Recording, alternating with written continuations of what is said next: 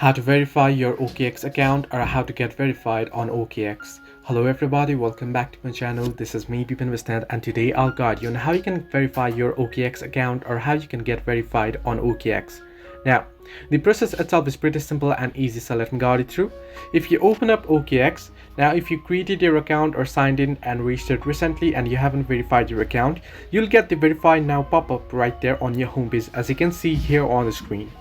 Now, if you don't get it here, you can tap on the horizontal tab at the top left corner of your screen.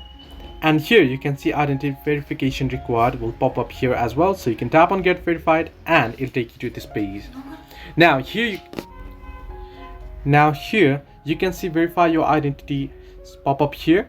To comply with regulations, we need to verify your identity. Doing so helps secure your account and allows you to access our services.